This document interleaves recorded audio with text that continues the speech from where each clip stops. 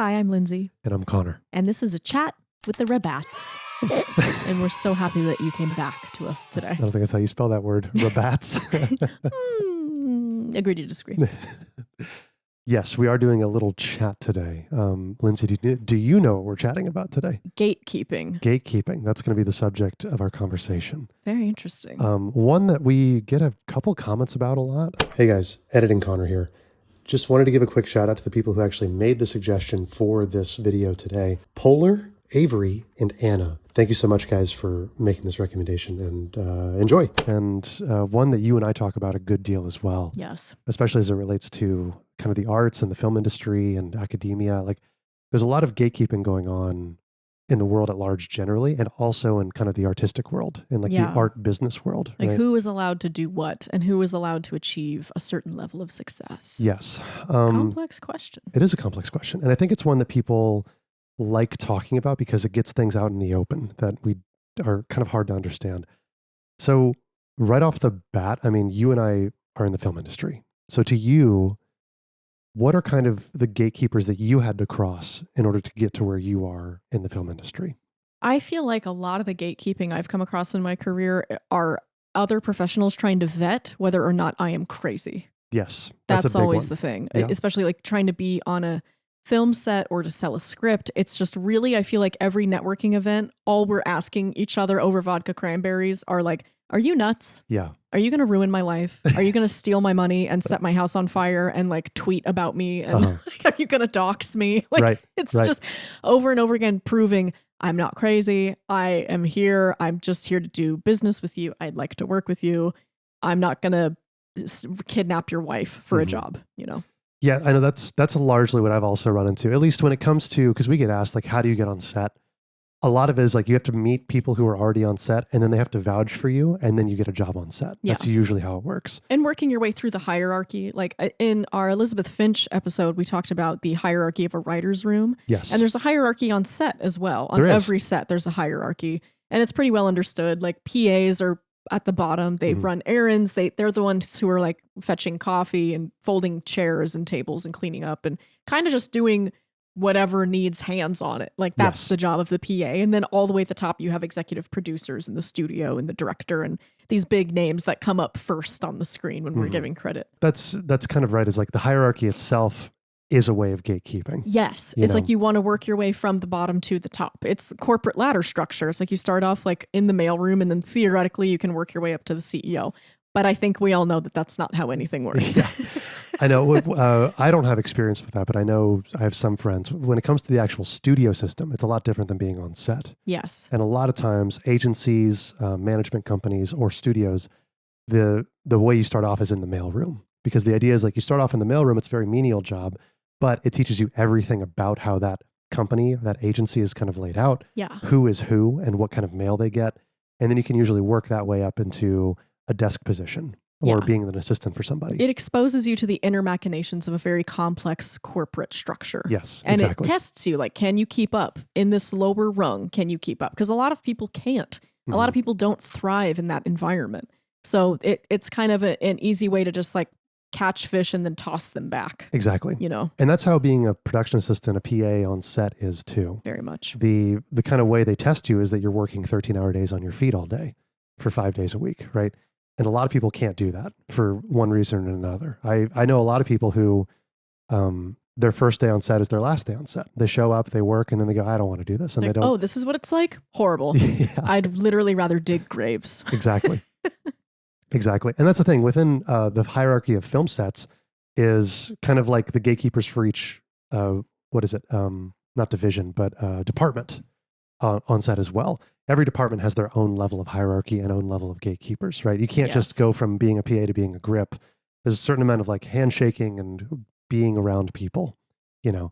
And the good news is that once you're there on set, hard work is how you get through a lot of those gates. That's not always the case when it comes to working in the arts, though, as I'm sure you know. You went to the University of Southern California. Yes, I did. Which is a very, very prestigious film university. Thank you. I'm glad you said it so I didn't have to say it. And I think a lot of people see film school as a way to kind of supersede or get around the gatekeeping that happens in the film industry? I mean, what has been your experience with that? I would say that used to be true. Okay. For a lot of the time, like when we think of USC, we think of like the Ron Howards and Steven Spielberg and George Lucas. We think of like these grand titans who are in some way, form or fashion associated with the university. Yes. And the incredible, anomalous heights that they reached in the industry. Yeah. I think there was a long stretch of time where if you attended USC and you studied film production there, you graduated and immediately got a job, and you did kind of like jump over the gate and get into the industry. It was kind of a way of vetting you to make sure that you knew what you were talking about. You were in on the lingo and knew how to hold a conversation with somebody. You knew how the sausage was made, and you could get on set and immediately be useful. Right. So it was a way to supersede the gatekeepers, and you were kind of paying them off essentially. A little bit. Yeah. You're greasing their palms a little bit, because you were. The thing at USC, their education, their program is really good. That can't be understated. They have a really solid program.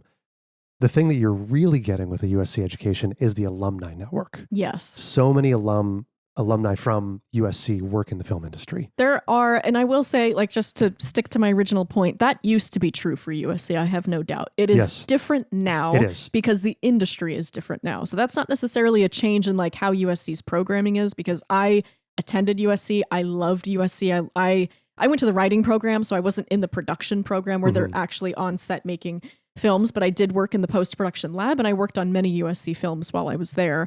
And there are jobs and opportunities that I have gotten because I went to USC. Exactly. And because there are times where I'm sitting in a room and every other person in the room went to USC. Right. And that's why I'm there. So it still happens, not to the extent that it used to. I think the gatekeepers are generally now more interested in social media following and in like cultural relevance than they are in education and like the alumni network. Yes. So it has shifted a little bit. That power has, kind of shifted over to the influencers, I would say.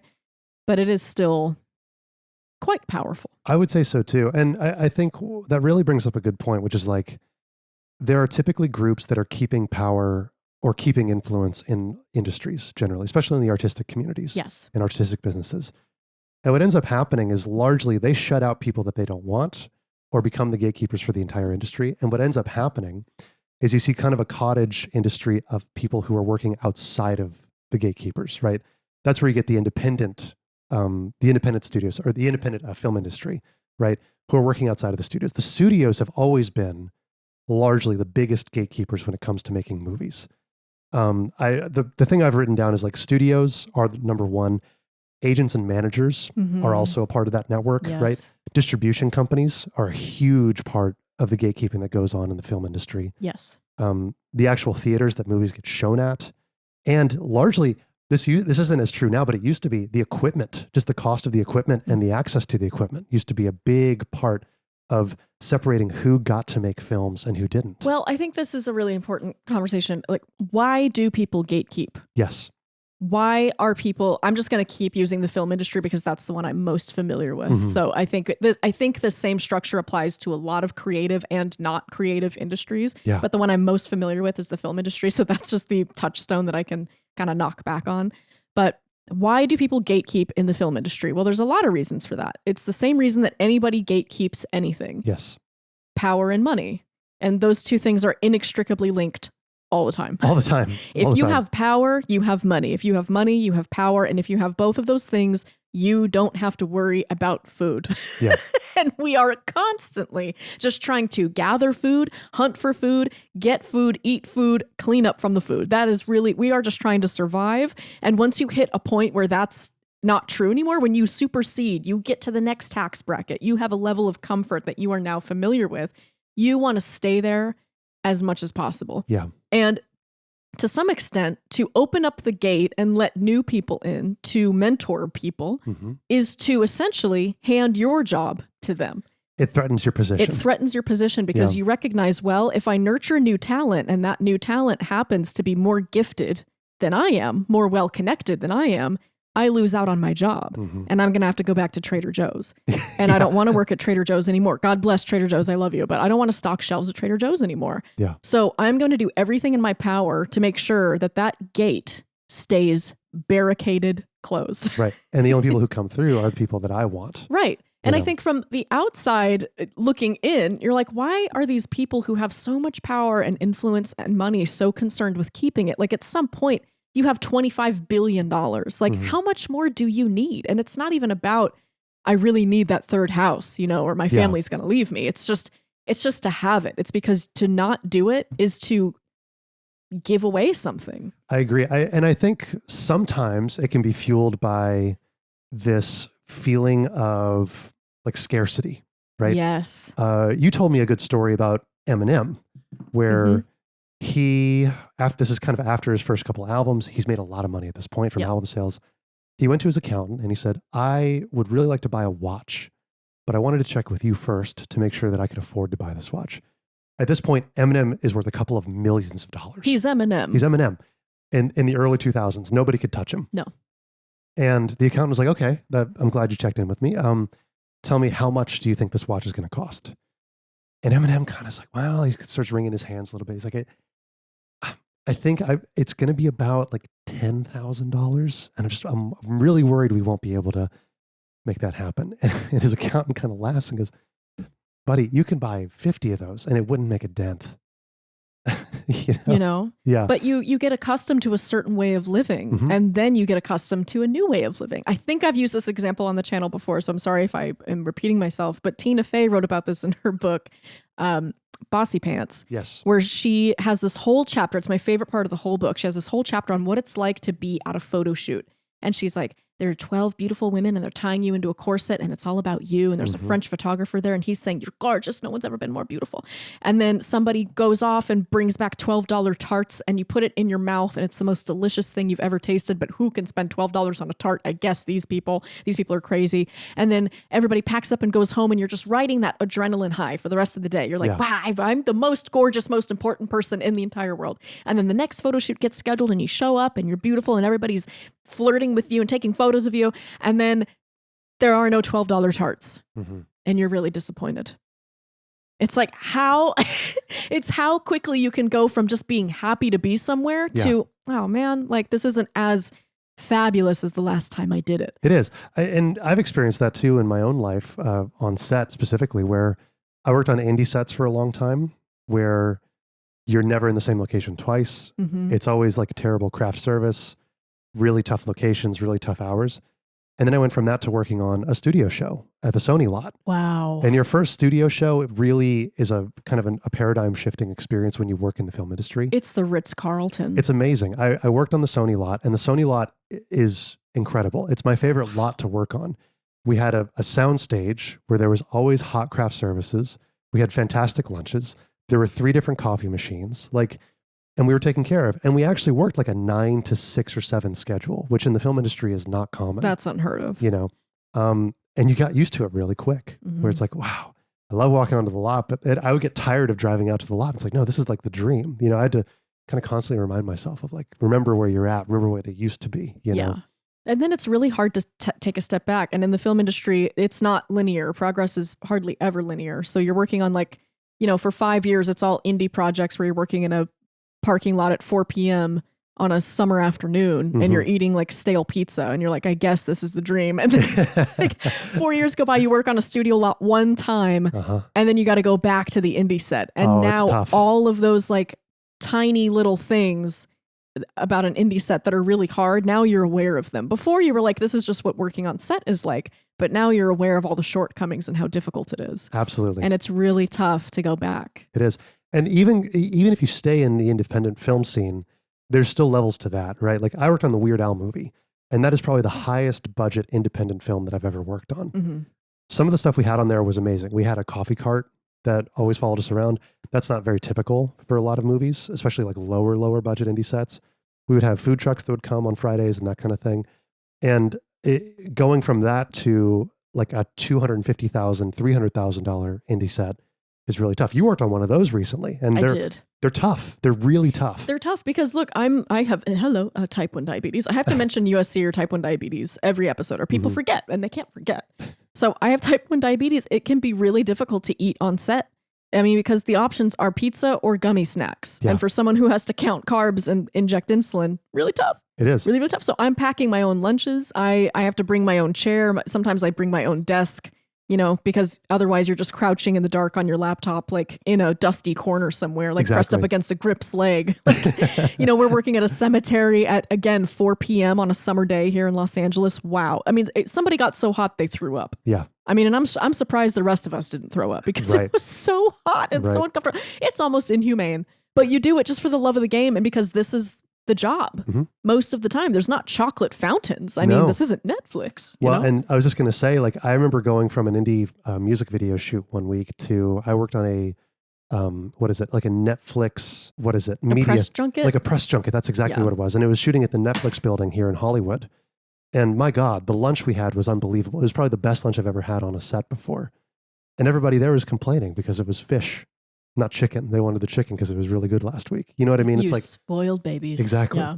So, and that's the thing. I think all this is to say, like, the gatekeepers do keep people out at a certain point, but we also are kind of guilty. People who are participating in the industry itself are guilty of kind of our raising of expectations whenever we reach a new level, right?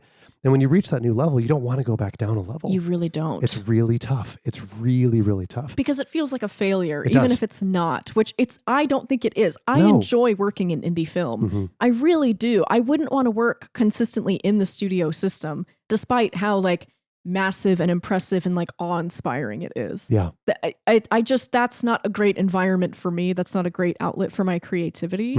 I'm not a great fit for that. I'm a much better fit for indie film. Yeah. So I really do love it. But going from a bigger budget indie film to a really low budget indie film, sometimes it feels like a step back in my career and I have to remind myself, no, it's just part of the portfolio. It's all, that's the thing. It's all part of the same thing. It's all part of the same ecosystem. Like I'm doing exactly what I want to be doing. So but there are also other reasons that people gatekeep. I think if you're gatekeeping for the sake of your own financial gain, lame. Very lame. Real lame. Very lame. That's loser behavior. It's super loser behavior. And I think now would be actually, that's a good transition into talking about how movies get made traditionally. Sure. Let's talk, because that's where the biggest gatekeeping happens. Oh, right? boy, that's an iron gate. It is. Holy mackerel. So let's talk about like what people might think of when they think of like a movie that gets made, right? A big Hollywood movie. What do you know about the system and like how it works? A big Hollywood movie? Yeah, think about any major Hollywood production. Nowadays, I would say how a big ass movie gets made. Let's just use like Marvel superhero comics. Sure.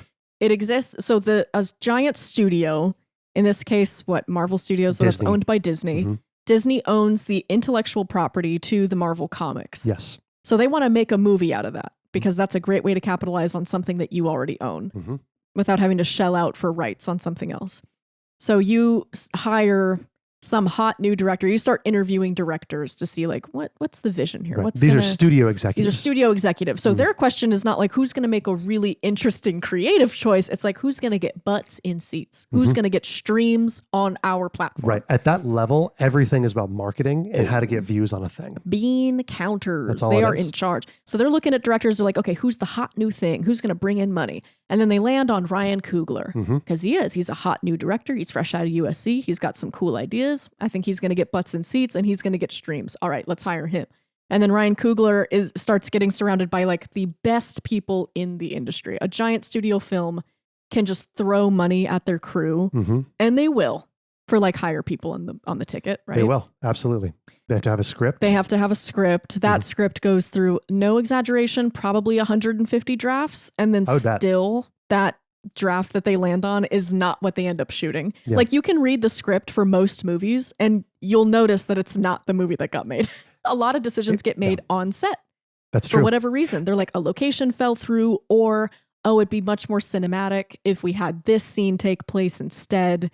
We do some rewrites on set. There's a big debate within the industry whether or not screenwriters should be on set. And I, of course, am always on the side of screenwriters should absolutely be on set because if you need rewriting, there they are. Yeah. You can do it. You don't have to have the grip do it. Exactly. Or God forbid the director do it. Well, and a good way to know if like a movie is a big studio movie is how many names are attached to the writing credits. Yes. Right. If you have 5+ credits when it comes to written by, story by, screenplay by, that's usually a good indication that it went through the studio system. Yes. Because they hire a lot of people. You want to know a fun fact about that? Tell me. Maybe you already know this. You probably do. But there can only be 3 technical screenwriters credited for a movie. But you'll notice that sometimes there are more. There are like 5 people. And what they do is they use that ampersand. Yes. And that means that's technically a writing team, which means that counts as one entity. Right. And ampersand is different than the word and in the credits. Yes, it is. If it's like Lindsay and Connor, that means that we as a writing team worked on that script. But if it's Lindsay Beth Myers and Connor Angus and Mark Williams, then that's 3 separate people. Yes. So you can only have 3 tickets for that. Fun fact. Yeah. And that's a weird WGA rule. Yeah. It's a union thing. It is, yeah. So they've got a director that they've hired. They've got a script that they're having written, right? And then from there, it's all about just hiring the proper crew in place. Yeah. Usually with something like that, they would use Ryan Coogler's production company, because Ryan Coogler does have a production company, right? And they would kind of utilize his company to hire on the staff that they would need. Right, because he's the one manning the ship. Yes. So and again, movies, people get very tense and protective over their movies because these movies, especially we're talking about a giant studio picture, so $1 billion in the case of Black Panther. I mean, how much money did that movie Oh, it made so much. Yeah. Well, how much did it cost? Well, how much did it cost? That's a good question. Let me look it up really quick. So Black Panther cost $200 million. Okay. So the studio is going to put up $200 million to make this movie, and they're hoping to make a profit on that. Right.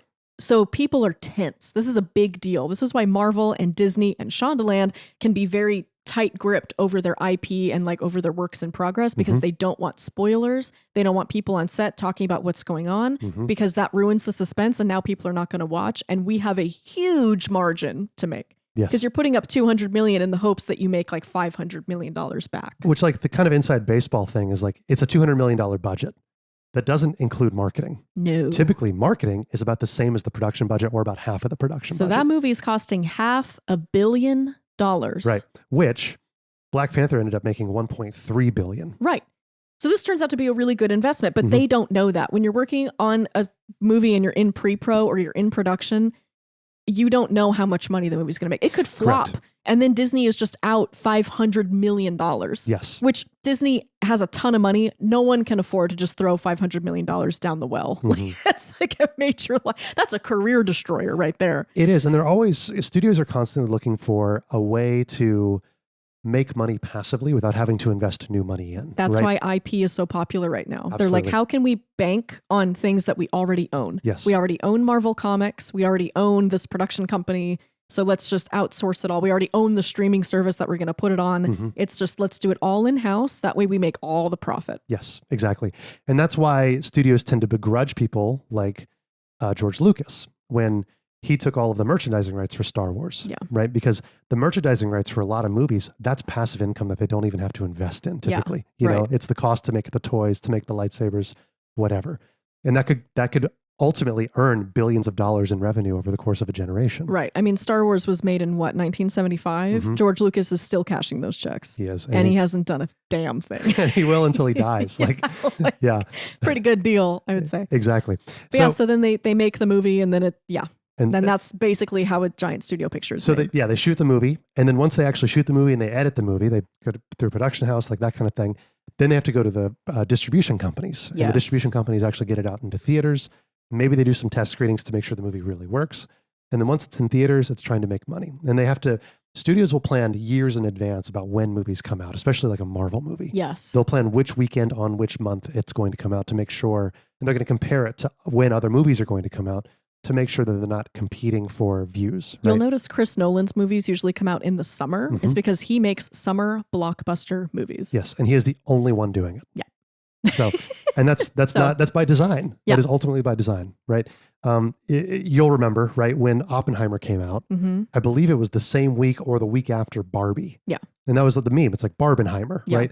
And the reason that was kind of allowed to happen was because you look at those two movies, they're totally opposite audiences. Yes. So it's okay for those movies to come out on the same weekend. But there was some conversation between the producers of Oppenheimer and the producers of Barbie, because Nolan had already decided this movie's going to come out then. Yes. This movie's going to come out June 19th, let's just say.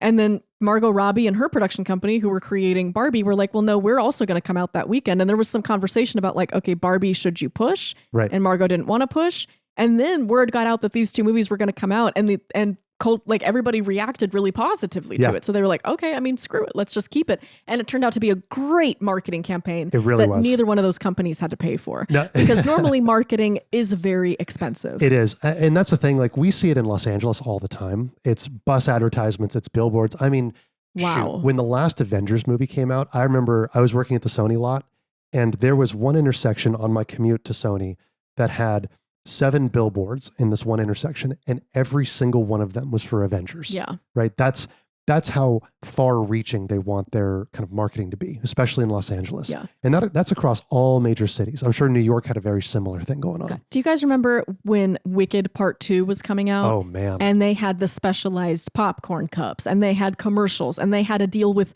Elf Cosmetics, and they had a deal with Carl's Jr. I mean, everything was pink and green for like 6 months. That's really expensive, but that's a really effective marketing campaign, because I think there's some psychological rule that's like you have to be exposed to something 7 times before you actually acknowledge or engage with it. Yeah. So, and the thing is, like, you would think, oh, you're making a giant studio picture, you don't have to market it. Everybody has already heard of Disney. Everybody has heard of Marvel. Film heads have definitely heard of Ryan Coogler. So you don't have to market it. You absolutely do. You cannot spend $200 million on a movie and then not tell people about it. Exactly. Now, that brings up a really good point, or a really good transition to a topic I want to talk about, which is getting outside of the studio system. Yes. Right? The biggest movie recently that's done that is Iron Lung. Yes. Which is Markiplier's new movie. Fellow YouTuber Markiplier. Yeah.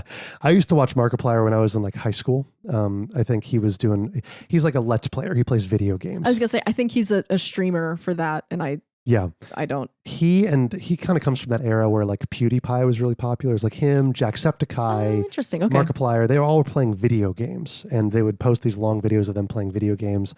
And typically it was like horror video games, because they would be very funny when a horrible thing would happen, a scary thing would happen. They would just like scream on camera, and it was very funny or whatever. So Iron Lung is actually based on a game that he played on his channel as a Let's Play a couple of years ago. And so it was a video game first, and Markiplier bought the rights to make the movie of that video game. Okay. Which is kind of sick, really. And Markiplier at this point has been so successful on YouTube that he has started his own production company, right? You got to think he's been making YouTube videos for well over a decade. Yeah. And is one of the more successful YouTube channels that's existed in the platform's history. So with that, he's been able to branch out and make production focused content. And his goal is to make more movies. He's kind of a cinephile, from what I understand. He wants to get into the movie production. And Iron Lung is his kind of first real foray into that. Operating budget was about $3 million on this movie. Okay. Which is insane for an independent thing. Now, he's independent. He doesn't have a studio that he's answering to, right? He has a production company that he owns. Now, this kind of stretches what we think of as independent. I was going to say, it is, when we call something independent, that literally just means it is made outside of the studio system. Correct. So MGM isn't making it. Disney isn't making it. It's some small indie production company. Yes. But indie and low budget are kind of like inextricable, at least when it comes to film production. Yes. So $3 million is not low budget. It's not. That's a lot of money that any independent director or producer would have trouble raising on their own. Very much. So $3 million for production. I'm guessing $3 million for marketing. Well, that's the interesting thing. They didn't spend much on marketing. No. Did they just rely on Markiplier's audience? They did. Okay. So here's kind of how it went. As far as I know, their operating budget was $3 million for the production. A lot of that went into the actual movie production. And they also did some marketing, but not as much as you would expect. Okay. Again, they wanted to rely on Markiplier's own audience. It's not a bad idea. It's not a bad idea at all. We see this in a lot of artistic fields, right? The big one is actually books. Books in recent years have relied on authors' kind of pre-existing audience. Very much. I actually just read an article on this, and I'm going to have to just make up the numbers, That's but fine. I'll put in a picture of it if I can find it here, because I heard on Substack, there's this author who was talking about like the actual like numbers of publishing a book. And she's like, most books will sell less than 1,000 copies in their lifetime. Yeah. Isn't that shocking? It's like 90% of books will sell less than 1,000 copies. Yeah. incredible. That's crazy. Because I'm walking around Barnes & Noble and I want to buy every book in there, but I have to limit it to 3. Yeah. But they have beautiful covers and like a whole bio, and they went to Vermont, and I'm like, oh, these like seem like really professional, glossy, perfect things. Like, of course they're doing very well. I just assume this is a full-time author. And no, they will sell less than 1,000 copies over the course of their entire life, which is shocking.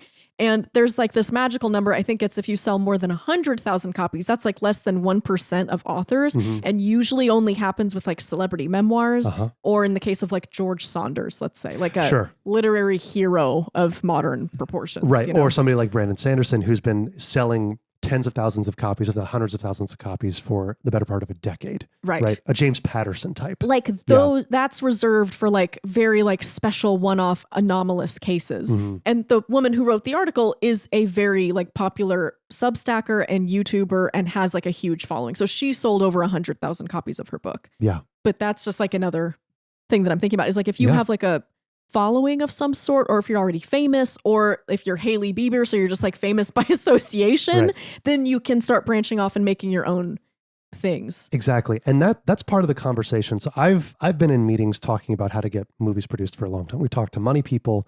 And the big thing that money people and investors always want to know is, who are you casting and who's directing? Right. Yeah. And every time, especially at the smaller level, you'd think it would be a little bit less, but I think they're even more stringent about it at the smaller, like more indie level. I agree. At these markets, the thing they always want is like, okay, who's directing it, who's going to be in it, and who is writing it, and how are all 3 of those kind of groups going to bring numbers to this movie, right? If you have big actors, typically the way an independent movie might work, a small independent movie might work, is you get a couple of no-name actors or kind of D-list actors who'd be willing to be in the movie for pretty cheap.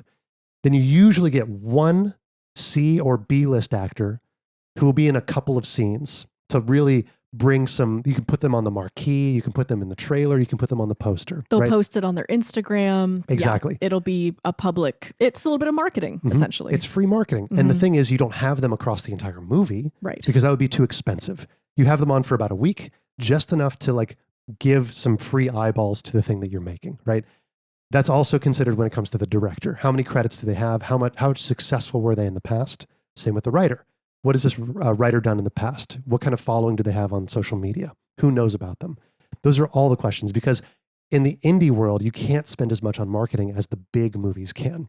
And so any kind of free publicity you can get, you take. That's what Markiplier did. Currently, he is at 38 million subscribers on YouTube, with over 23 billion total views across all of his channels. That's a huge number. That cannot be understated. There are movies who have not been seen 23 billion times. You know what I mean? It's insane. So that's a big deal. He puts one video out talking about this movie. If he gets 1% of his subscriber base to go to that movie, that's huge. It is huge. That's huge. That's true. So they only released the movie initially in 60 theaters across the country, in kind of the bigger markets.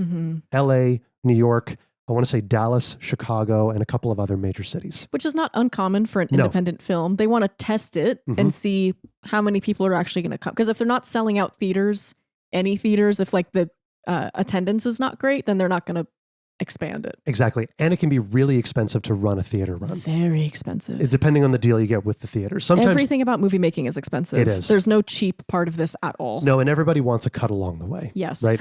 You got to pay every single person. You do. But if you're doing it independently, you get to keep more of the profits. So the typical way it works is like a theater actually doesn't make much money from ticket sales.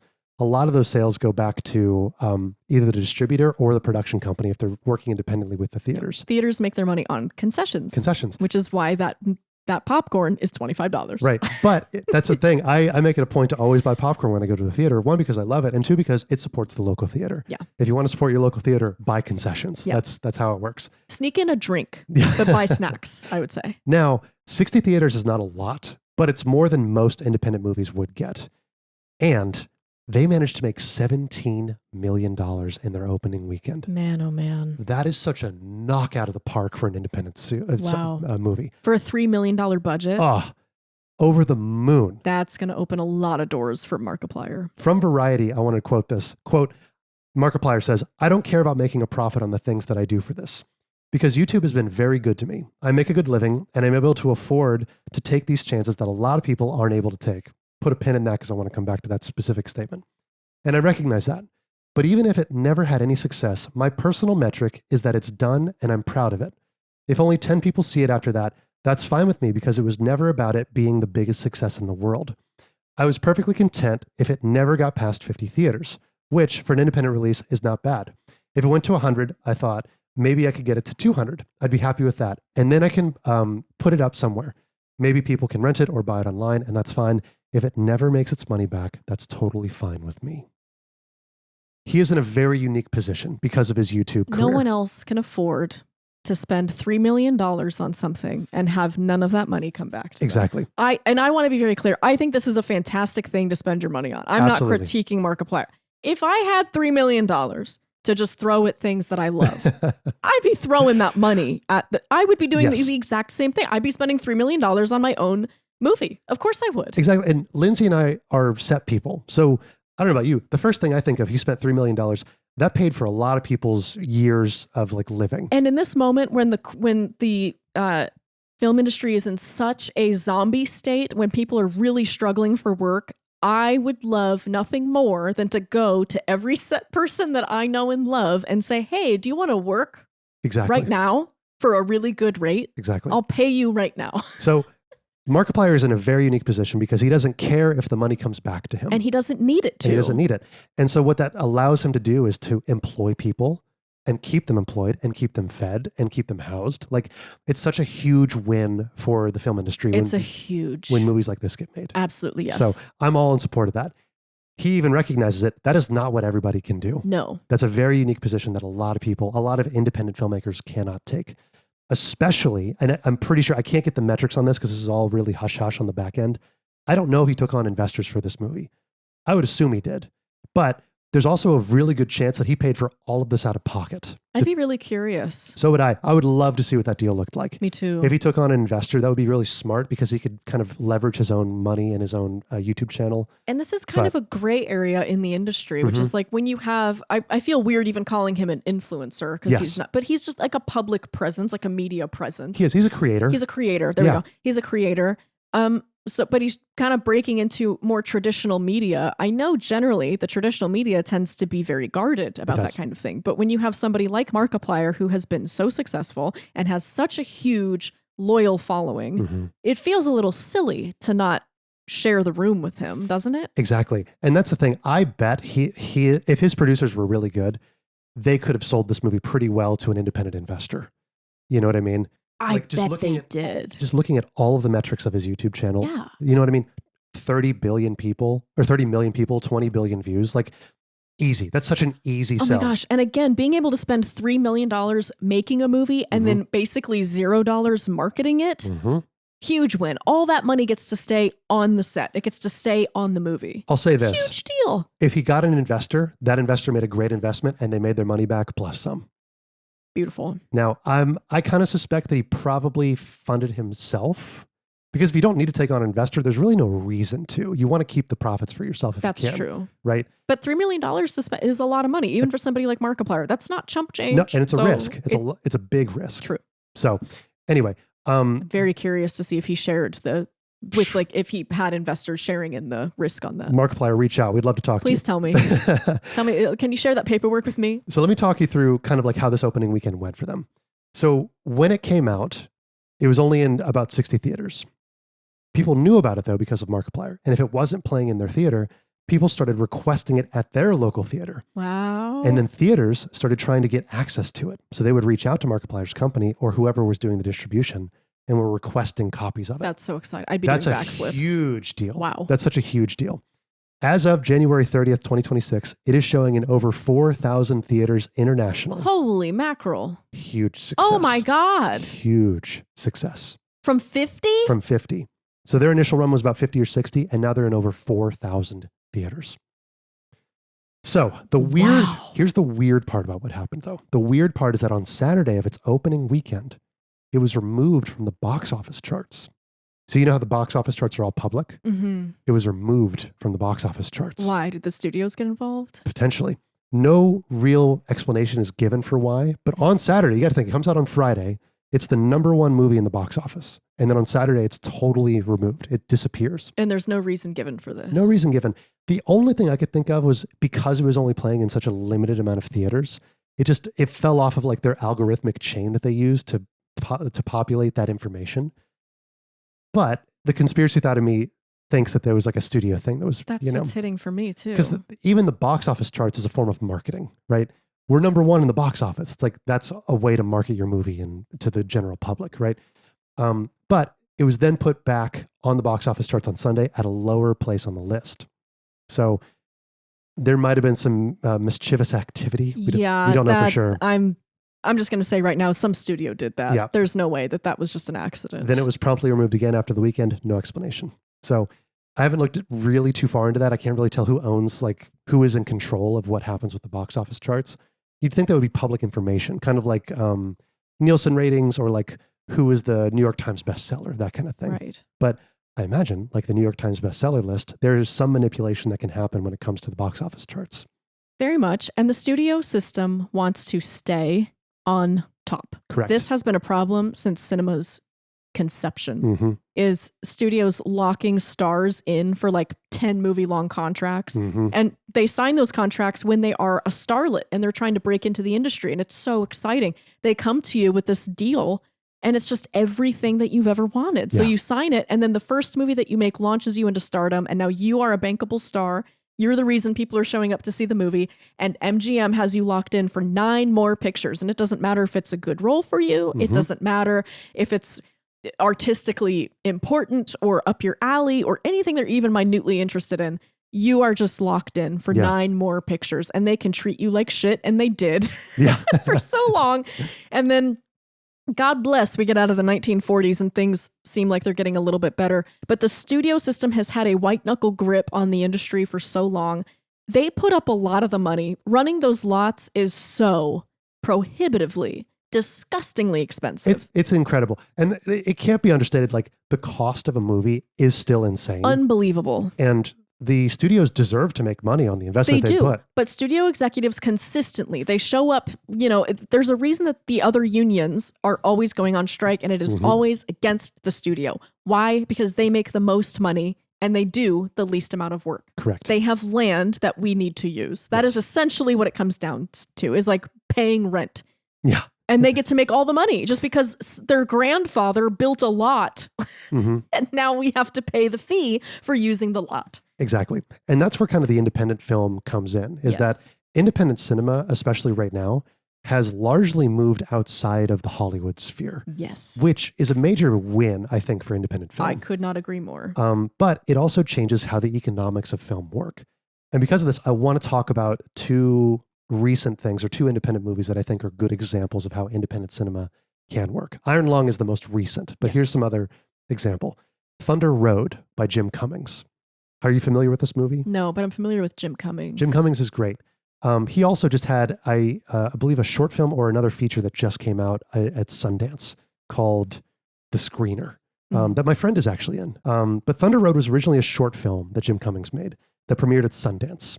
From that, Jim didn't get any offers to finance the feature, but he did get a string of steady work for writing and directing off of this one short film. I think it's important to say the system used to be that you would make a short film as a director. You would go to a film festival, right? Film festivals in their own way are kind of gatekeepers to the system too. You would put your short film in that festival. And then from there, your expectation or your hope would be, well, if my short film is successful, I could make a feature film version of that short film, right? That's kind of how Wes Anderson did it with Bottle Rocket, right? Right. So that was what Jim was hoping to do. Jim then went on to make the indie movie version of Thunder Road. He got it kind of financed through a very particular set of circumstances, mostly through like Sundance and independent investors. That's how most independent films are made. It's just like through a series of weird coincidental events, we were able to make this movie. It's Lego bricks. They're just stacking Lego bricks on top of each other. It's like this guy gave us $1,000 and then we got a finishing fund from the Women Love Movies thing, and that was $3,000. And it just, you build up as you can. It premiered at South by Southwest and won the Grand Jury Prize, which is a huge thing for narrative feature, and continued to win more prizes at other festivals across that year. He got some offers for distribution, but none that were actually good enough in his eyes, because they wanted global distribution rights to the movie, but wanted to pay him essentially pennies on the dollar for it. Based on the math, the offers that he was getting would basically just cover the amount of money that he put into the film. So he wouldn't profit very much from it. So he turned them all down. Yeah. You know? So. Go Jimmy Jam. Exactly. So he kept all of the rights to himself and decided to do his own work to make the distribution happen. And with the help of the Sundance Institute, he got a grant for distribution and for kind of proper development for the film. Had a very successful and relatively grassroots theatrical run in France. So he went to a film festival in France and found that he had a really strong audience in France. Interesting. So he put it into a bunch of independent cinemas across the entire country and managed to make a good chunk of change from doing that.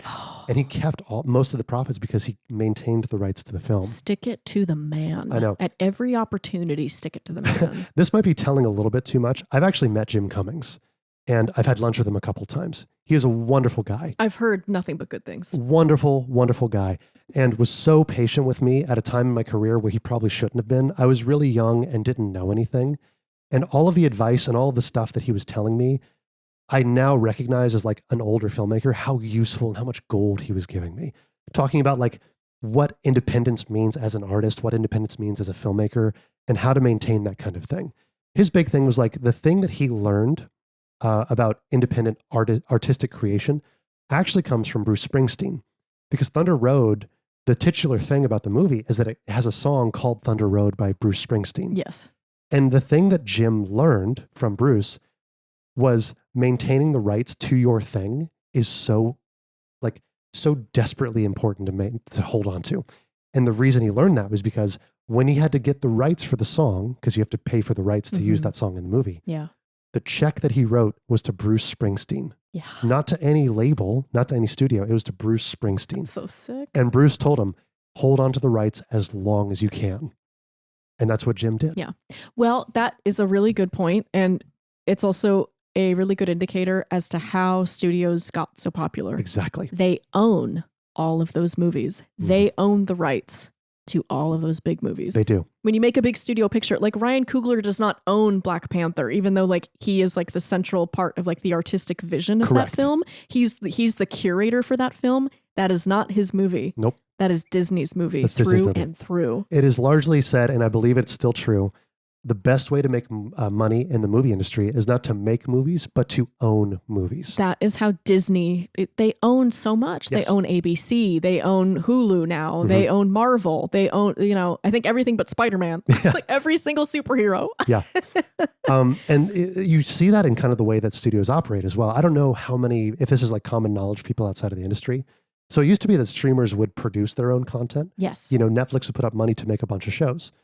I think they very quickly realized how much money they were throwing into the fire and how much money it wasn't getting them back. So now the strategy has shifted from producing independent content to buying pre-made content. Yeah. Netflix largely doesn't produce much anymore. They produce Stranger Things. That's still their in-house show. But the majority of the stuff that appears on Netflix, they're just buying outright. They expect you to already have the thing made and they will pay you cash for it. Yes. So I'm going to give you guys like a little bit of insight into how it is to be an independent writer at this moment in time. Yes. Because it's quite bleak. So about a year ago, almost exactly a year ago, I was reached out to by a production company and they were looking to produce lower budget independent pilots and film and feature films. And I had an idea for a pilot that had been cooking for a while. And that was like most in line with what I thought they might be looking for. And so I pitched it to them and they really liked the idea and asked to see the script. And so I spent 3 days not sleeping, not eating, not doing anything. I just holed up in that corner and wrote this pilot. That was a very quiet few days from you. I really didn't. Yeah, I didn't even look at you, I don't think. I was like, oh, you're still here at the end of those 3 days. But I wrote the script and I was really proud of it. I was like, wow, for 3 days, this script really came together. I was feeling really confident. I shot it off to them and they came back and said, we really like it, but like, what's your plan for production? And I was like, well, I thought that's what you were contacting me about was the product. Like, I'm just the writer. I'm not a writer director. I'm not even a writer producer. Like I'm purely a writer. I just want to sell the script. So time out. Yeah. Because a production company approaching a writer would have answers to what is your plan on producing. Right. That's a really weird question to ask me. A writer should not know that. No. It's not that they shouldn't know. A writer won't think about that. I do think about it. It's not that I don't think about it. I don't want control over it. Yeah. Well, you're not an expert in production. You're an expert in writing. Yeah. That's how that works. Right. So they're like, well, what we're really looking for is a fully complete pilot. Yes. What they wanted was not a script, but a fully produced pilot. Which pilots historically cost a lot of money to produce. Like when you look at a season of a television show, the most expensive episode of the first season of any television show is always the pilot. And because they want to do a good first episode, make a good impression on an audience. Yeah. And so I wrote the script purposefully to be low budget. I really limited characters. I limited location. No fun special effects. No like big car chase scenes. Just like low budget, quiet, basically 4 actors acting in like 3 different places. That was the pilot. So super producible, super low budget. And I put together a budget. It was going to cost about $1 million to produce the pilot. Yeah. They wanted me to not only hand them a script that I wrote, but a fully produced $1 million product. Yeah. That I could then just sign the rights over to them and they would pay me back $35,000. So I pay $1 million and I make back 35. Yeah. And then they get to take that idea and shop it around and get the big distribution deal and maybe get a studio attached and leave me in the dust. Right. You might make residuals maybe. Right. Because of the unions. If I negotiate that deal. So that's what they want. They don't want a finished script. They want a finished show. Right. And they don't want to put money into it. Which at that point, I don't think you get to call yourself a production company. No. Because you are not producing anything. You're a middleman company. You're a middleman. And also like, I don't need you. Okay, fine. I'll go to the distributor myself at that point. At that point, I'm $1 million in the hole. Right. And I'll just keep the rights and I'll just go to a distributor and we'll go from there. Exactly. And that's a good point. It's like the way a movie works is like the production company makes it, they send it to editorial finishes it. And then the way to get it to people is through a distribution company, right? So if you had made the show yourself, all that company would have been doing is connecting that finished product with a distribution company. Right. Right. And then that distribution company handles how it gets out, either in theaters or on streamers or on television, whatever. And distributors are largely kind of the last gate you have to cross before you get to an audience. Yes. Yeah. And they take a good piece of money for their services because it's really hard. It is It's hard. really hard to get your stuff into places, It is. And Jim Cummings is a good example of that. He managed to do it by himself, largely. Wow. And by calling every theater independently, negotiating a deal with them, and then doing targeted advertising via Facebook to those neighborhoods and cities for the movie. And it's like, that's how much work. It was his full-time job for the better part of like 3 or 4 months. And this is the issue with gatekeeping in the film industry is like Jim Cummings is a true blue, like professional filmmaker. He is. And kind of a jack of all trades, I would say. I'm a writer. I specialize in writing. I do work on set. I have worked in post-production labs. I have worked in pre-pro. I have produced things. I've done a lot. I am a writer. That is really where my talent sits. So to expect me to write and then fundraise for and then produce and then create and then edit and then distribute my own movie or my own pilot is so crazy because you look at all the credits on any movie or any show that you watch, you'll see 100 people. I guarantee you there are a few other 1,000 people that are not on screen. All those people's assistants, all the office managers, all of the accountants who helped, but they just don't get a credit. Right. You know, you and I have talked about this all the time, but we've worked on a lot of projects where our name just isn't on it. Yeah. We're uncredited. I've day played on so many massive things that I'll never have a credit on. No, because your name doesn't show up in the credits, but doesn't mean you didn't work on it. Right. So all of those people working on that movie, you expect me to do all of that work and put up all of that money and then just hand it over to you. It's like, yeah, I'm sure that's a really good deal for you. I make it. I take all the risk. I do all the hard work and then I just hand it over to you and you make a few $1 million on it. Exactly.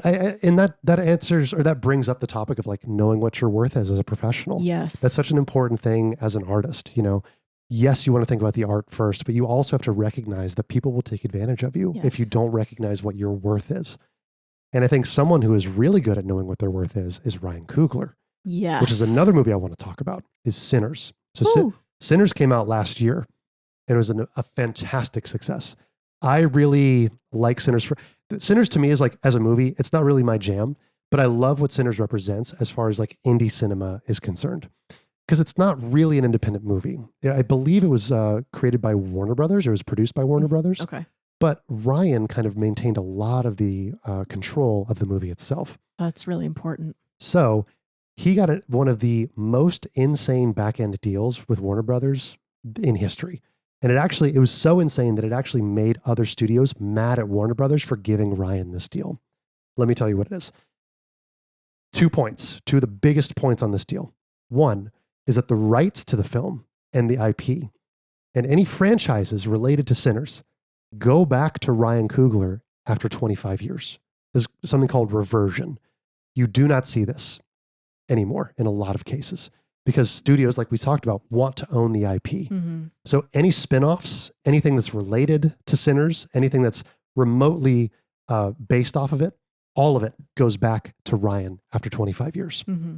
The second point is that Ryan Coogler earns 5% of the gross sales on day one of release. Wow. Not after the studio recoups its cost. I've never heard that before. It's very uncommon. The only other director I've heard of is Chris Nolan and Quentin Tarantino. Wow. Okay. So I'm sure some others, like other big guys, get it, but it's not a common thing. Typically what happens is you get your money after the studio has recouped their cost and then after the net. So whatever the net sales end up being, not the gross, because the gross is like just the raw money, right? This is kind of like if an author was given an advance on a book, but they didn't have to pay back the advance before they started receiving their royalties, right? That's exactly how it is. So imagine a publisher gives you a $50,000 advance. The idea is that the sales of the book are supposed to pay back the publisher, right? Right? Imagine that you didn't have to pay back the publisher and you started making royalties from day one. That's how good it is. Yeah. So Sinners did incredible at the box office. Yeah, it and did. Ryan made out really, really well. And it's nominated for something like 16 Oscars or something. Wonderful. Like Ryan Coogler, I've worked with Ryan Coogler on a documentary before about Black Panther. I say worked with, we interviewed him and he stayed and had lunch. He is one of the most down-to-earth people in the industry I've ever met. Like I want nothing but great success for him. He is awesome. It's awesome. He is awesome. So I think it's amazing when guys like that are able to make the most out of what they're given in the studio system. He's somebody who understands the business really well. Clearly. You know, yeah. And he comes from an independent background. Like his first movie was Fruitvale Station. Yeah. Right? That's an indie darling movie. It really is. You know what I mean? It's like, oh, this is what it could be, you know? Now, on top of that, we also have other companies who are kind of pushing the boundaries, like Artist Equity. Yes. Which is Matt Damon and Ben Affleck's I was company. hoping we would talk about this. Artist Equity is Matt Damon and Ben Affleck's company.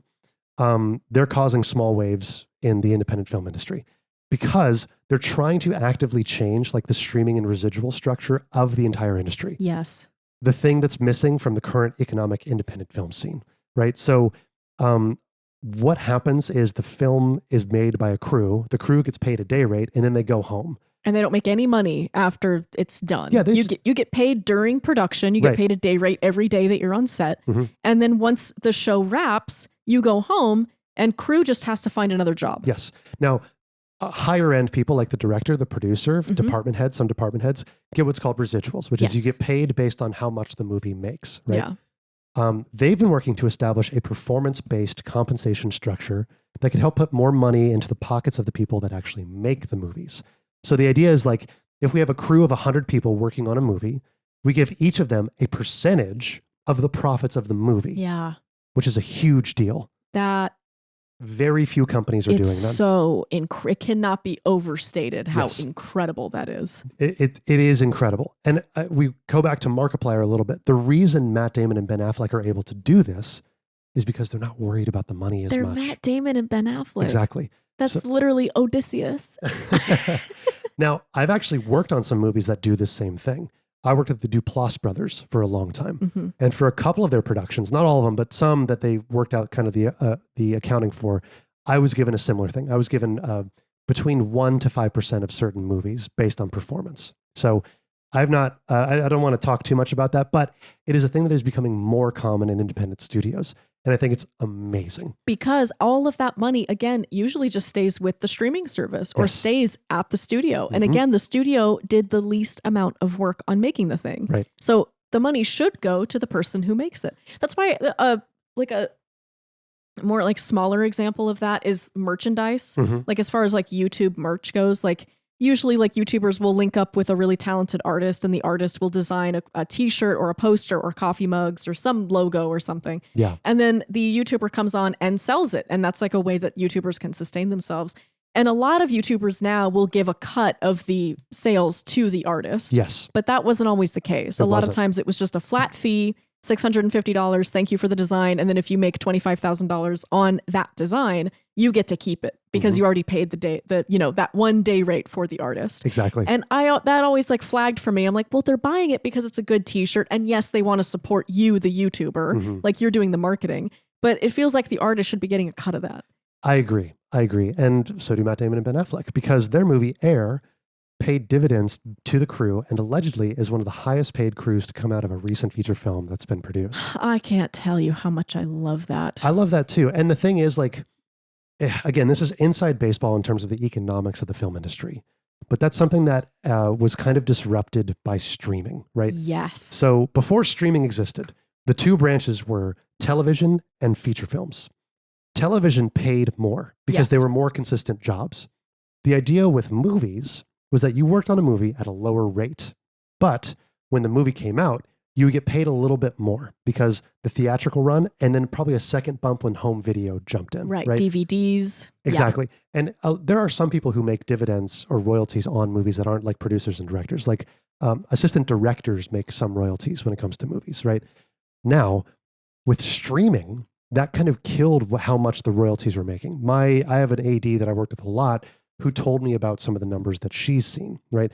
She said a movie that took $2 or $3 million to make back in like 2010 might have given her between $5,000 to $8,000 in royalties after it came out.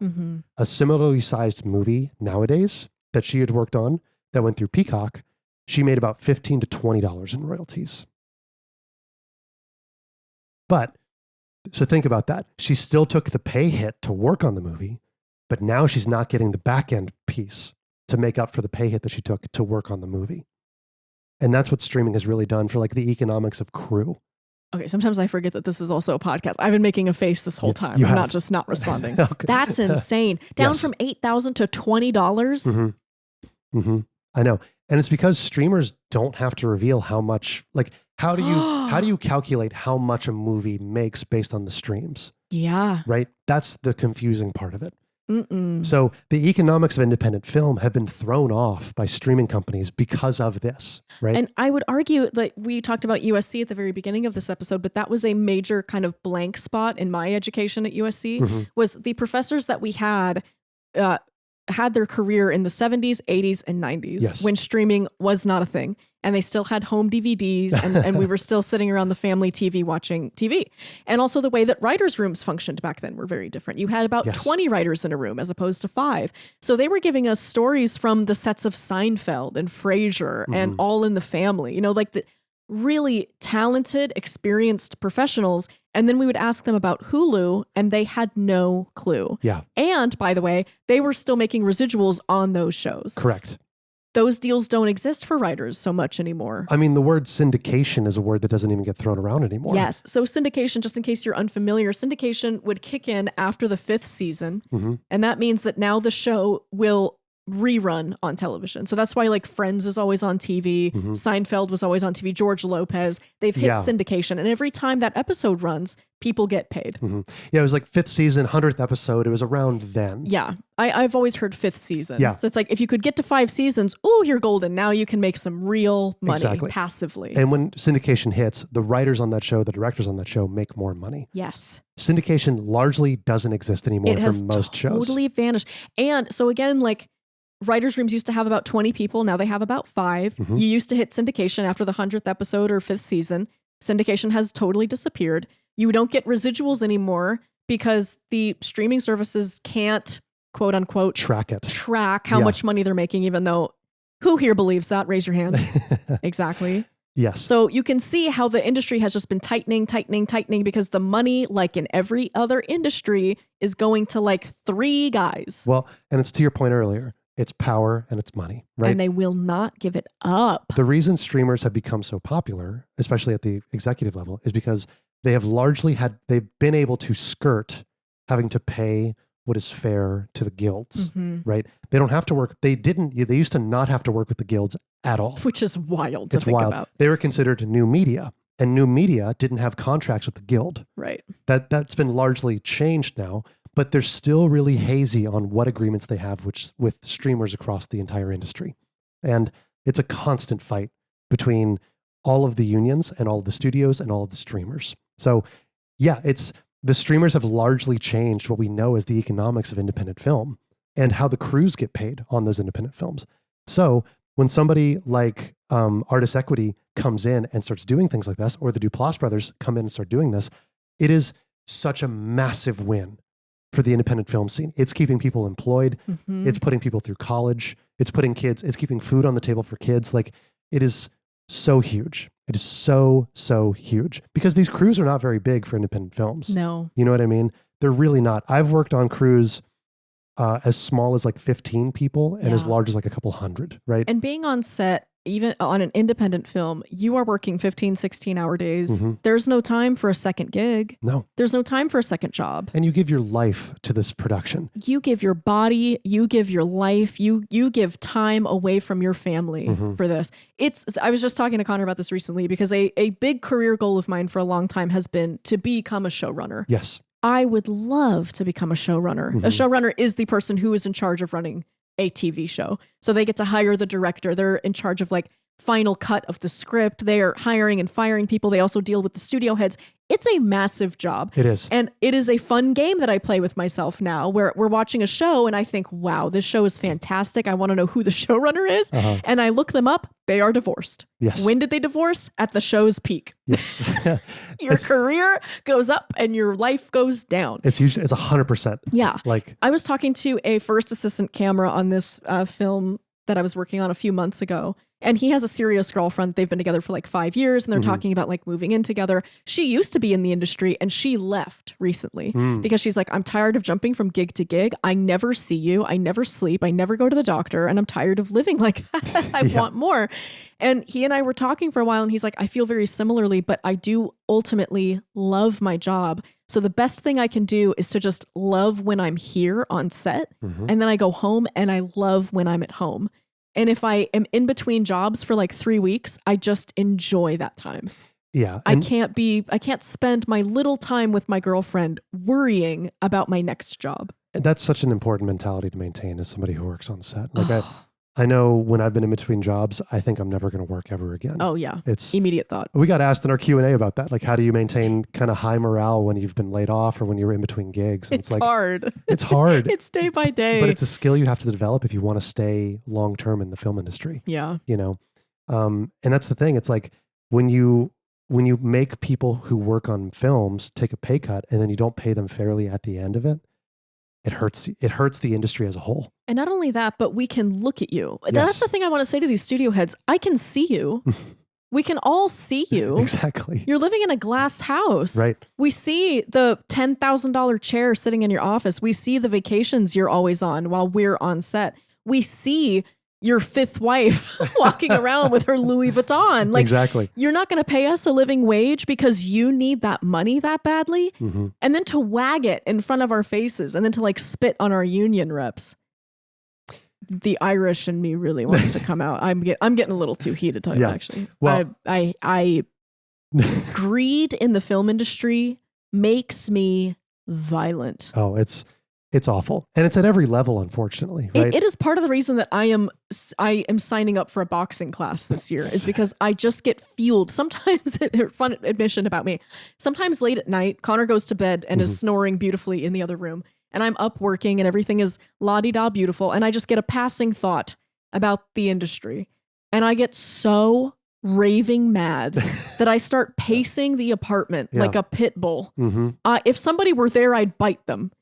I want to draw blood. It drives me crazy because I'm on set. I see the sacrifices that people make. They're like, I left my whole life. I'm from Rhode Island. I left everyone and everything that I know and love, drove across the country in my crappy car, because it's always a crappy car, to work on set for 15 hours a day and have no one say thank you, and to drink bad black coffee, and to work for basically minimum wage in one of the most expensive, hard to live in cities in the entire world. And the thanks that I get is a studio executive going to Hawaii for a 10th time this year.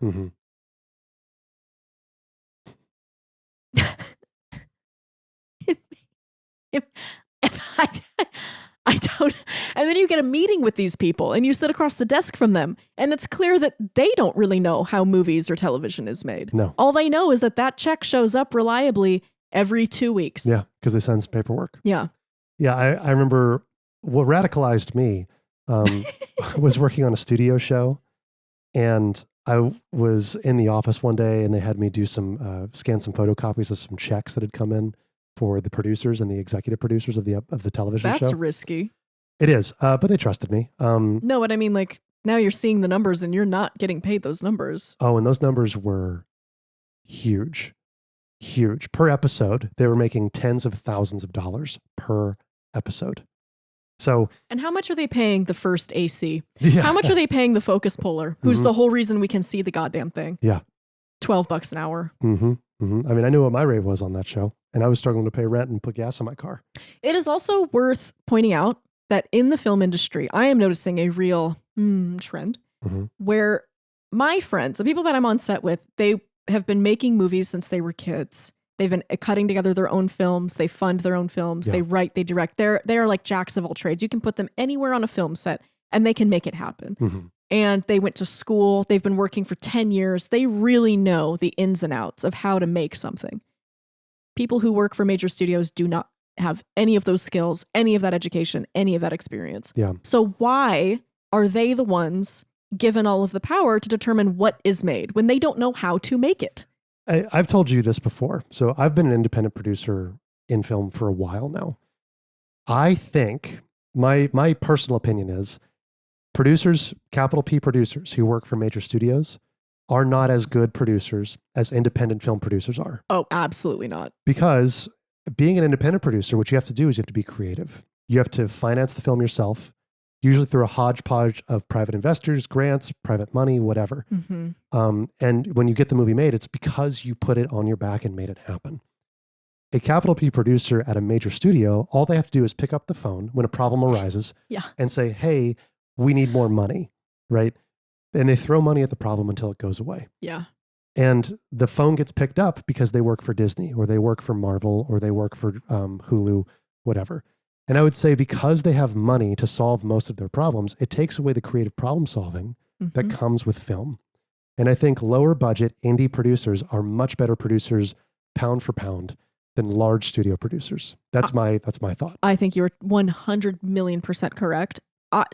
Producers are some of my favorite people. I used to be very anti-producer as a very young writer, because I was only familiar with the studio system, and the producers would roll onto set and everybody tensed up. You knew they were going to yell or cause a scene and then take all the credit at the end. And I was just like, fuck these people, like whatever, like fucking let them eat cake kind of thing. And then started working more in independent film, and man, the producers really are just constantly running around solving problems. They are the only reason the movie gets made. Correct. You go to them when you have a problem and within 20 minutes it's solved. So a really good example of, I think, very creative producing is Paranormal Activity. The first movie cost $15,000 to make. Right. And it made oodles and oodles of money. And then it spun off into like 25 different versions. But it was hyper producible. I mean, that's just very creative. How can we tell a story in one house?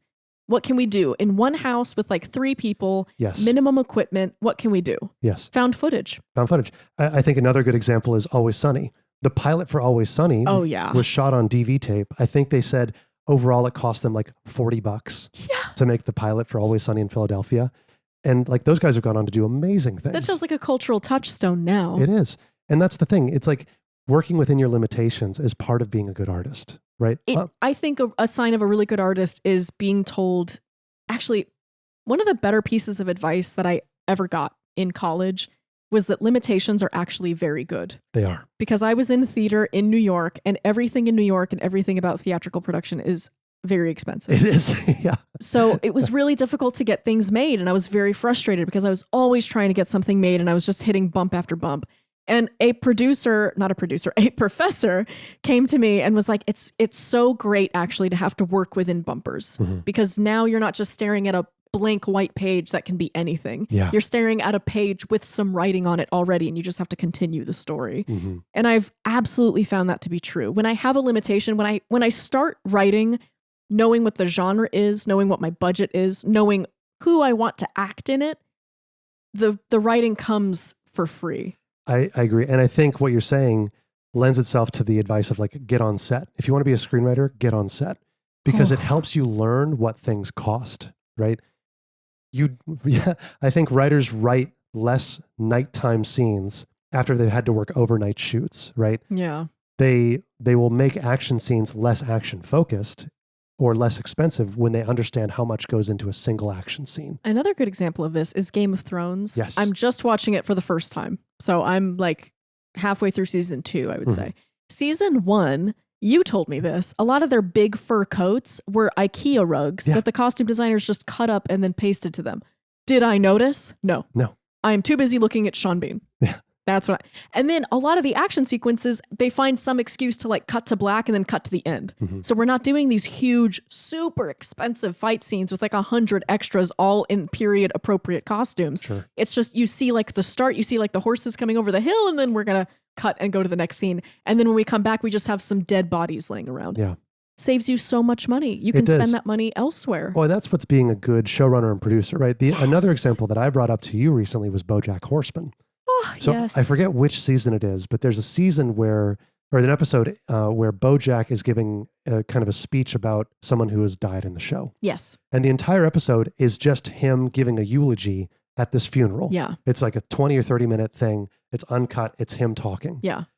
That is such a smart use of time and budget from an animation perspective, right? Absolutely. When you think about the entire show or the entire season of that show, that episode cost them the least amount of money. And what that means is they get to now put that money towards another episode. They get to have a bigger set piece. They get to have more time to work on another episode. Yeah. That's what's called smart producing.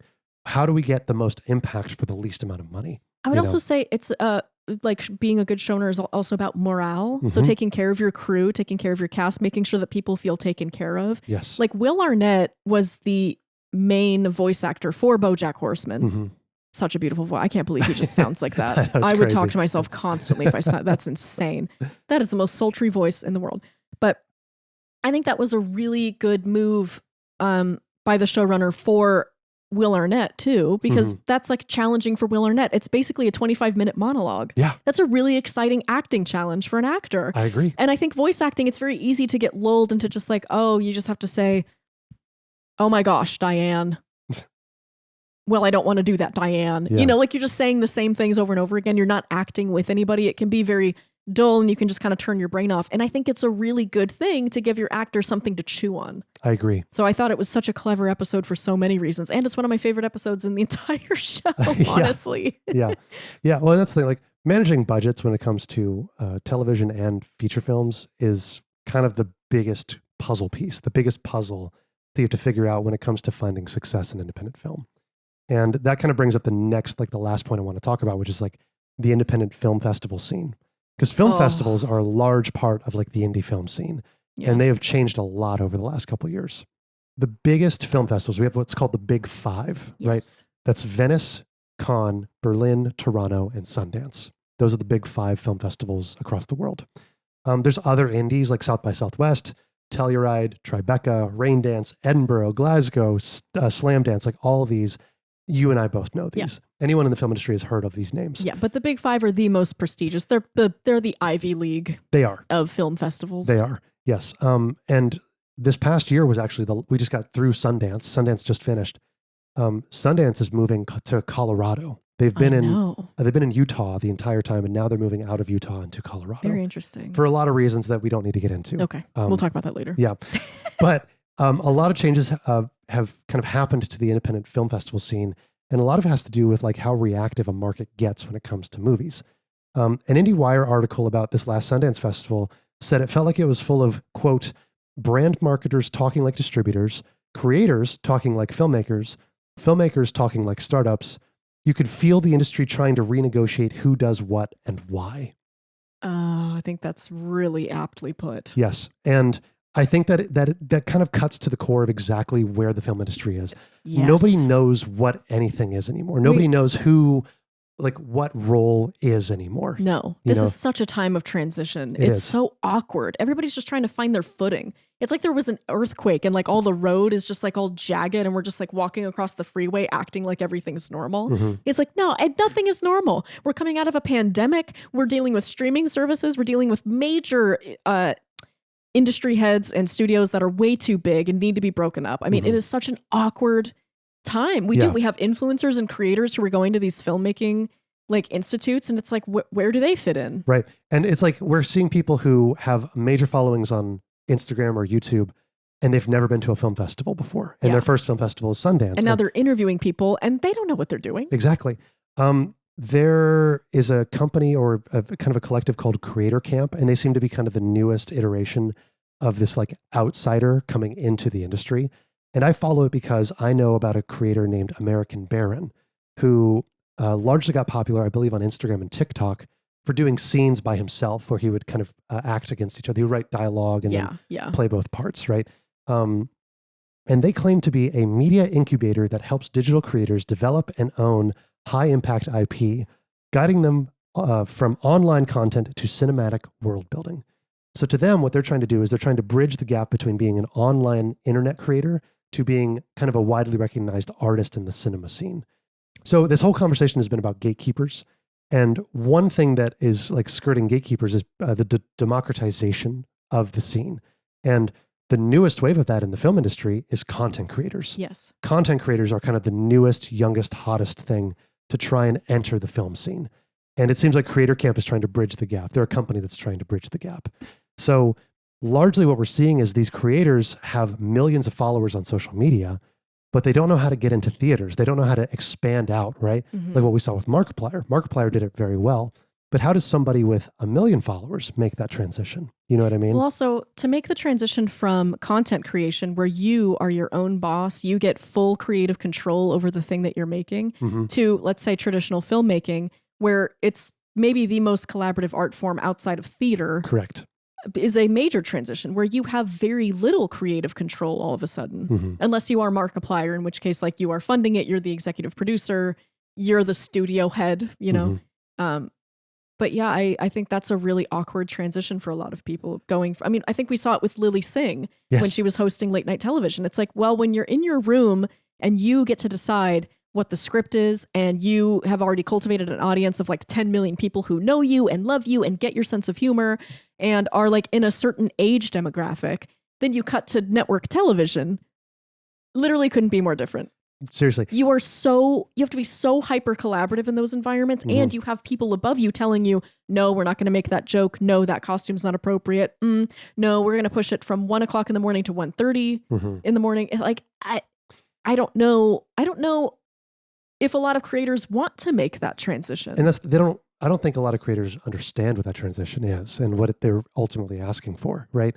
And frankly, I think you're touching on exactly the point that I want to make, or that I was trying to make as well, which is like, it's such a different thing. It's such a different thing. And, you know, there are some creators who are making amazing content on YouTube. Yes. Like cinema level content, right? One of my favorite creators is Life of Riza. I'm not sure how you say her name. She makes incredible stuff that should be seen in theaters, I think. And she's doing it from the comfort of her own room. She's very smart. Gox Art, or I think is his name. Incredible filmmaker. These are real filmmakers who are just online creators. They're not trying to join the film scene. They're doing what they love to do, which is making online content, because they have 100% of the control of it, right? But we're seeing people who are trying to make that transition and force it into becoming filmmakers, into becoming kind of widely recognized artists in the scene, right? I think going from being a filmmaker to a content creator, that feels like an extension of your work. It does. It's like, oh, this is my portfolio, and then I'm going to extend into this arena where I have a little bit more creative control. It's a little bit more on my time. Mm-hmm. And I think that is a much easier, more natural transition for people to make than it is to go from content creation, totally only working by myself, totally only answering to myself and maybe to an audience, and then trying to extend into traditional filmmaking or television or modeling. Yeah. I think that's a much more awkward transition. And I don't want it to sound like I'm giving us a bunch of flowers because we are traditional filmmakers who decided to start making content because we wanted more freedom. Yes. So I don't mean to like pat ourselves on the back and say that like we're doing it right and all these other people are doing it wrong. I just mean that one of those transitions is much easier than the other. It is. And we're coming into content creation kind of knowing about the industry, both like the traditional filmmaking industry and the content creation industry. And I think a lot of content creators, especially like the OG ones, they started making content when they were 16 years old, literally filming on their bedroom floor. Exactly. And now they have studios knocking on their door like, hey, do you want to make a $20 million movie? And they're like, oh, okay. And they don't know what that means. How could they know? Exactly. Well, and what you're pointing at is kind of what we've been talking about, which is to get into the film industry, there's a lot of gatekeepers. Yes. To get into content creation, there's very few gatekeepers. You know what I mean? Exactly. And you and I like that because of the freedom it affords us. Yes. You know, but I can understand why somebody would still want to make that transition into the film industry. There's still a lot more gatekeepers. Now, the biggest gatekeeper of all is the audience, right? Ultimately. One creator that I know is Wesley Wang. You might know, he made a viral short film a couple of years ago called Nothing Except Everything. He did like 9 or 10 million views. It was really popular, kind of a flash pan success. Wesley's like a young filmmaker, kind of, I think he was 18 or 19 when he made it. I didn't love the film. A lot of people it resonated with for whatever reason. I think it has a lot of problems that come from the fact that Wesley's a very young filmmaker. He's a young artist. You know what I mean? He has not grasped like what the broader scope kind of art of filmmaking truly is. I think short film is such a tough format. Holy mackerel. It is hard to make a 10-minute movie. I think like it's the same thing that we talk about when we're talking about short stories, how people, I think, would think that short stories take less time and they're less tricky because they're so short. They're only 1,000 words. Yeah. Oh my God, but which 1,000 words do you pick? Exactly. Of all the words and all the combos of those words, which 1,000 do you pick? And like, yeah, 10 minutes, really tough. That's a tough format. So there's another creator named Pictures Up Productions here on YouTube who I think he's awesome. He did a video about Wesley Wang's short called The TikTokification of Cinema. And that kind of perfectly encapsulates that short film to me. And a lot of the content. And it's like, from the outside, it might seem like, why is nobody making a film out of this? And it's like, well, because this is like content still. And the industry still really doesn't recognize YouTube yet as a major player in what's going on. It's still hard to make that connection. When I've worked for studio shows, they think of YouTube as like, oh, that thing my kid watches? What are you talking about? You know what I mean? So there's still a big hurdle to make a leap through when it comes to going from content to filmmaking. I think generally gatekeeping, even like the term, makes me a little like ruffly, makes me a little Molotov cocktail throwy, because I want people to create things. And I always question who is telling us no and why do they have the right to tell us no? Having said that, I do think it's important to gatekeep ourselves in some instance, meaning like I'm a writer, which means anytime I'm hanging out with my family and somebody spills a cup of water, they're like, well, that's a screenplay. Well, that's a movie. It's like a joke that my friends and I made in grad school all the time, where it's like we just get stuck in traffic and it's like, oh, that's a screenplay. Oh, somebody write that down. That's a really great idea. Yeah. Or somebody would just say, oh, I love the way that you talk, Ash. And they're like, oh, good title for a movie.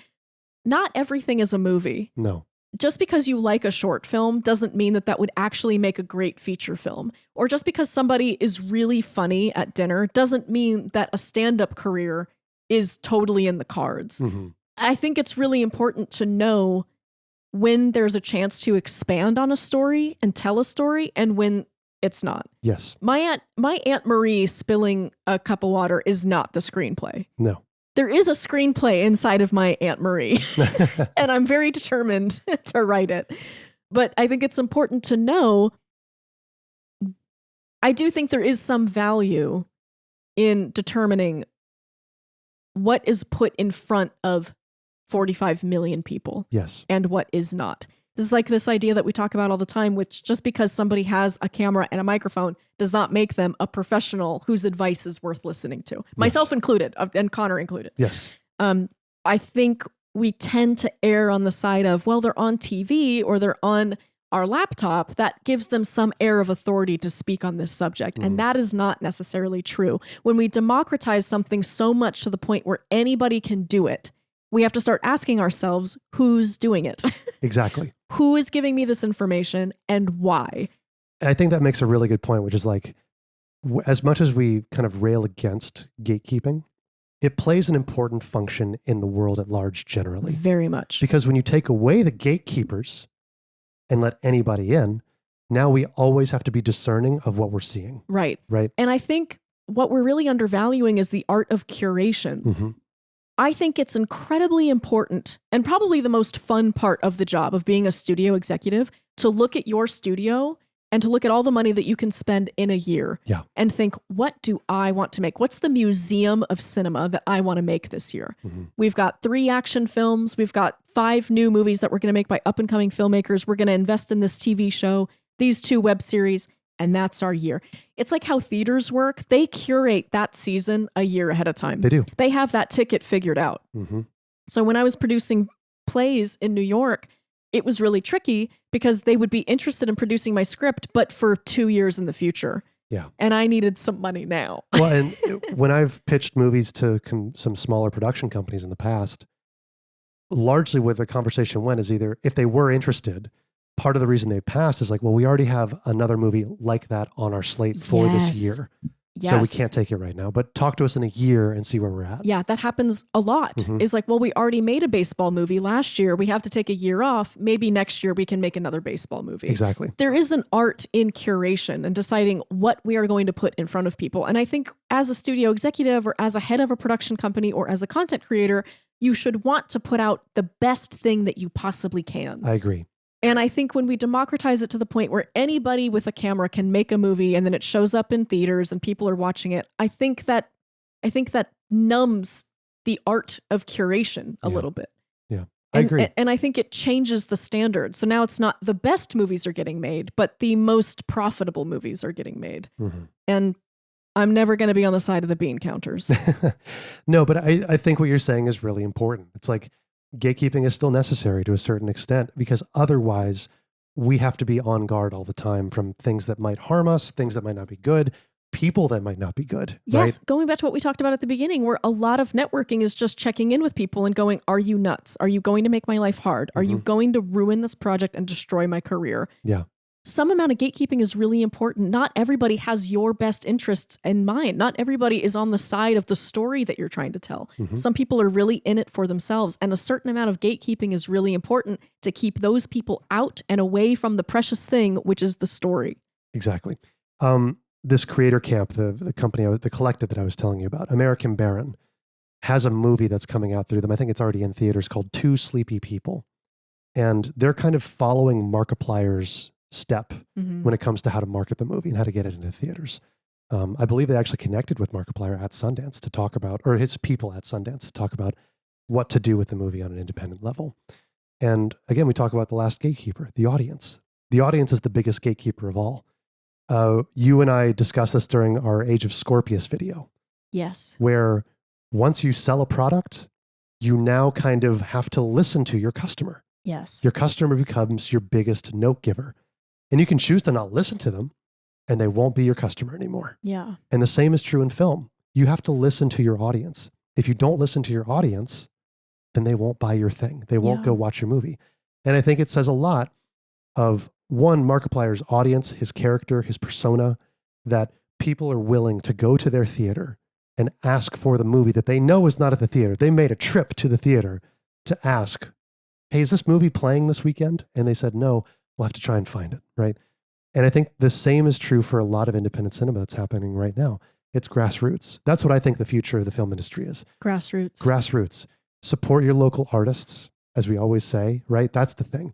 Find artists that you really kind of believe in and really kind of, they fuck with the vision. You know what I mean? Ultimately, that's what we want to see in artists. And I think we're seeing a new wave of that. And it's very exciting to be a creator and an artist at this time. And I think even with the gatekeepers, artists who do exactly what you say, which is how do we make the best thing possible, will always find a way to support themselves and will always find the audience they need to. That's what I think. This was a very long discussion. It that we was. Just had. I'm surprised we got as much out of it as we did. I know. We always sit down thinking, oh, this is going to be a quick 60 minutes. It's no big thing. Exactly. What are we talking about? It's to the point now where we've just stopped scheduling things for after we're filming. We're like, it's going to be 11 p.m. It was bright and sunny when we sat down. It is fully black outside at this point. It is. So we'll stop yapping at you, but not before we say thank you and we love you to our coffee members who... Talking about the audience being king. I mean, that's the only reason we're able to make this content and show up every week is because of people on Coffee who support us and who support the show and fuck with the vision. So thank you so much to our Coffee members. We appreciate you guys so much. Thank you for all the kind messages, all the birthday messages that you guys sent me. Thank you so much. That was very kind. And if you are interested, we do have a topic suggestion box in the description. So if there's something going around the tube or if there's something on your mind that you want us to cover, put it in that box and we will very happily research and cover it. Yes. I believe this might have been kind of a soft topic suggestion from the suggestion box. We did get a few Iron Lung recommendations. Mm-hmm. So maybe we'll put those names up on screen too, just to give them their flowers. Absolutely. Why not hand out some flowers?